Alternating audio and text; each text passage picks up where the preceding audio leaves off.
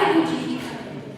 Today, I will be talking to you about the founder of Sikhism, Guru Nanak Dev Ji. The state of religious and political affairs when Guru Nanak Dev Ji appeared on the world stage was that there are many religious leaders in India, like the Brahmins, Qazis, and Yogis, who all had a big influence on society.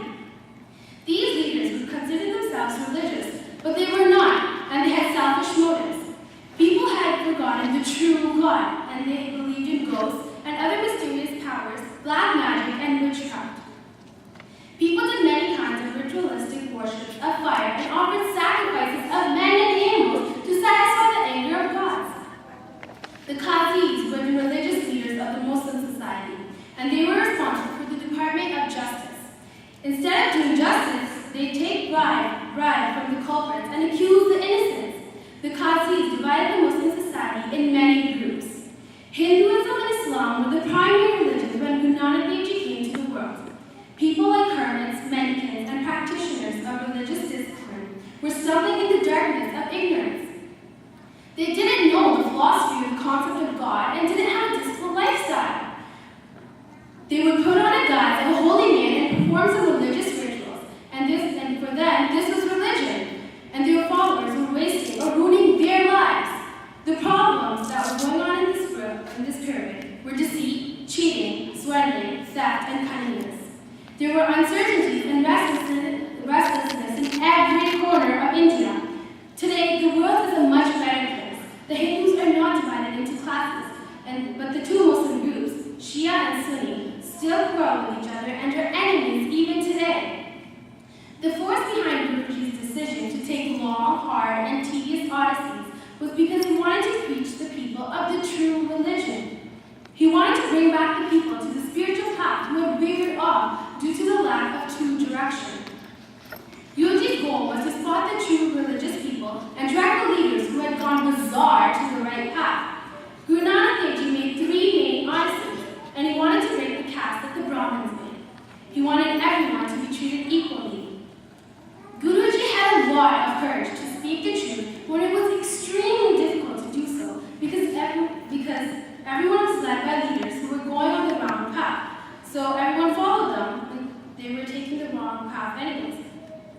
In Ahmedabad, a corrupted place called Sadpur, there was a hard-working and honest poor carpenter named Bhai Lalu, and Guruji decided to stay here. The Brahmins were very disappointed at Guruji's decision because he was staying at a low-caste Shudras house instead of a high-caste Gardis.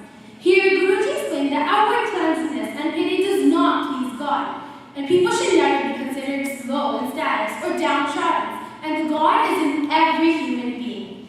At Gurudwara, Guruji convinced the yogis that God isn't pleased with the external makeup or guise, so the yogis could live with the rest of the people in the world instead of the jungles. Guruji told them to attach their mind to the one and true Lord. In Ayodhya, Guruji taught the people that worshipping of idols and gods and goddesses was a fruitless task.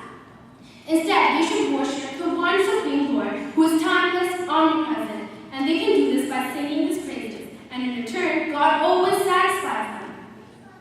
There were other problems that were occurring, like people were giving up all their wealth to the Brahmins and getting their bodies sawed afterwards. And this was in Banaras. So here, Guruji explained that these were the tricks of the Pandits and told them that dying in a certain place doesn't send someone to hell or heaven. Instead, you can get salvation through the love of God by giving up bad habits and being a good human being. Guruji had great courage because at that time it was extremely difficult to get his messages across because there was already some rituals that were made up and adapted by the cultures. The Brahmins, Yogis, and Qazis already brainwashed people. So most of the people were already in the wrong path until Guruji came along and preached them about the true religion. The highlights of Guruji's messages to people are: sing the praises of the Supreme Lord, don't worship idols, treat everyone equally, hard work and earn the money, and if extra, give it to the needy. And Guruji also emphasized on being fearless and not having any enemies. Also, he said that there shouldn't be a difference between men and women because they are all equal. The Sikhs of today are not living up to the Guruji's teachings because we're forgetting the principles. And there are 5 evil forces: Kam, Krodh, Lobh, Moh, and Hankar, which are lust, anger, greed, attachment, shackles of fighting